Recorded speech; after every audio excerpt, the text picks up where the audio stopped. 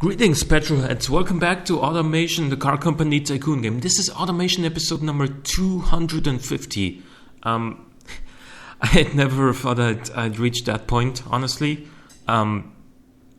So, of course, thank you.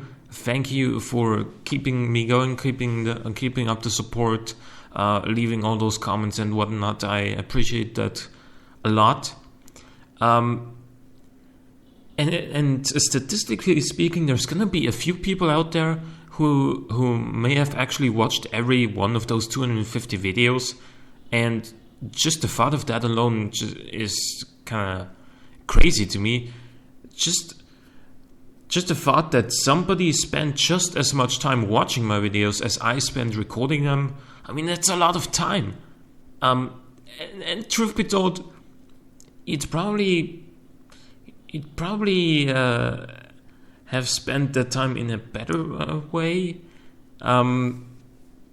but you could have spent it in a better way. But anyway, to celebrate 250 episodes, I'm gonna announce the new community challenge right now, and basically the theme is a young car enthusiast buys their first car and then tunes it on a budget.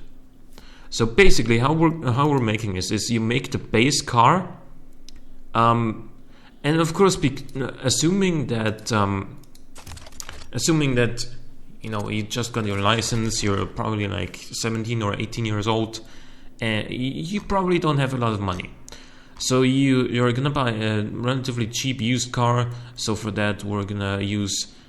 You can build a car in between 1990 and 1995, and the requirements are as follows. Basically, on this tab, pretty much anything goes. Anything that's suited for a cheap car, anyway. Like, remember that this car is gonna be a pretty cheap one to begin with in the 90s, so that as a used car, like 20 years later or so, it can be very easy to obtain.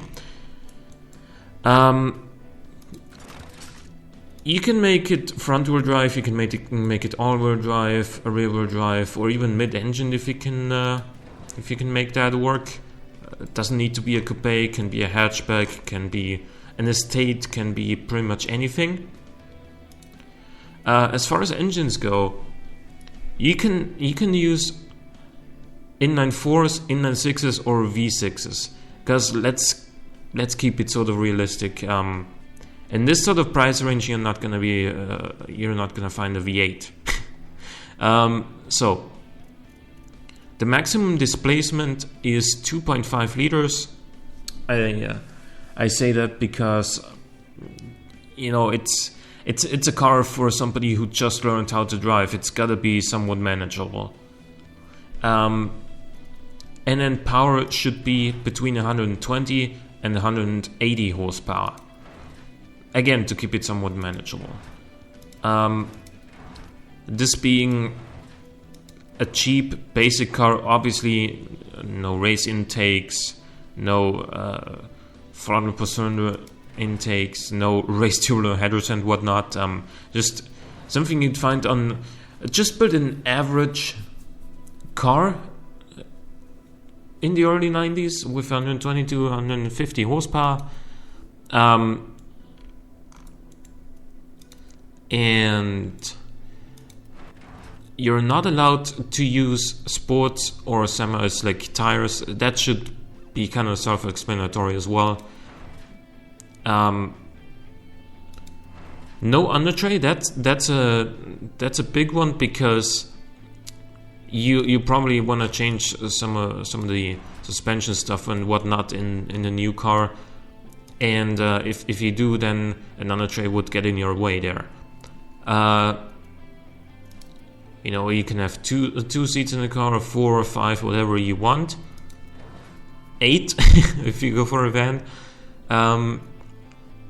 This again is basically up to you, but the final car on a market tab should have a plus 10% increase and cost less than $15,000. It's selling here in 1990. Well, basically 1990 to 1995 is the era we're looking at. So once you've built this car, you go ahead, clone it, and move on to 2016 for the new trim, and do the same on the engine variant, of course. Now, things you can't change. First of all, you need to use the same engine block, because in order to keep this on a budget, realistically, you can't have an engine swap. Engine swaps are kind of expensive. You can't change the internals.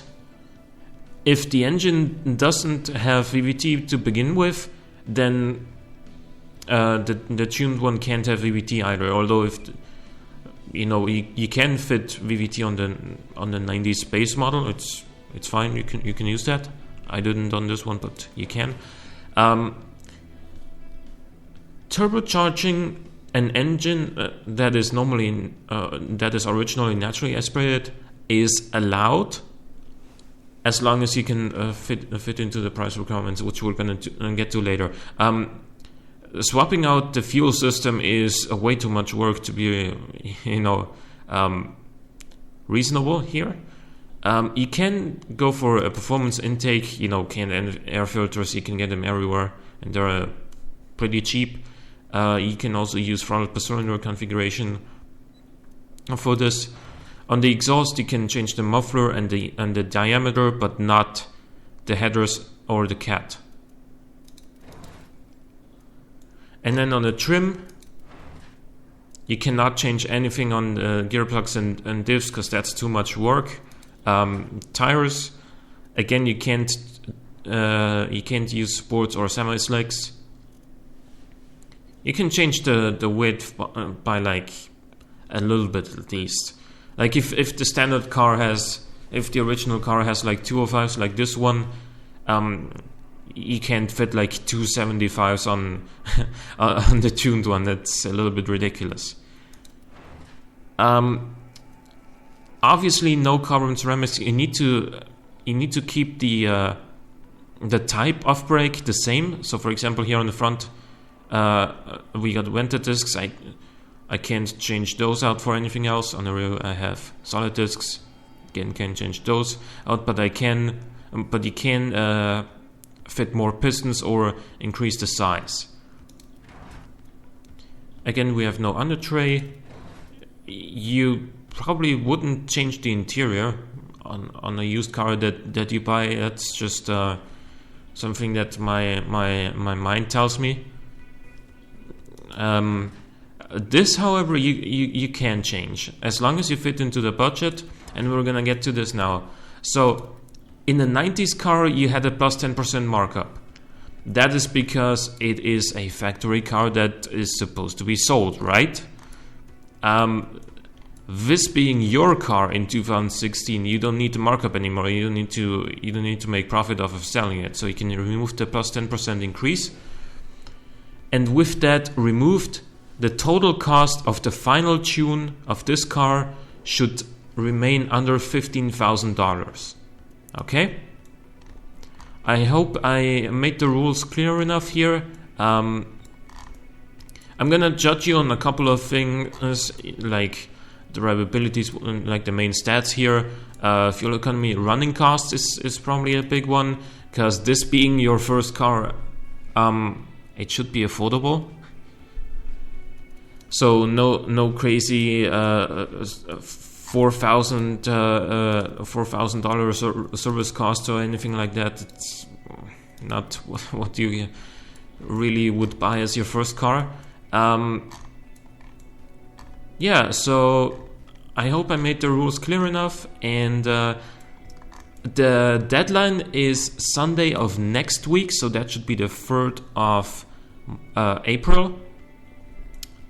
And yep, that's when submissions are gonna close. So yeah, happy building, and good luck in the competition, and I'll see you next time.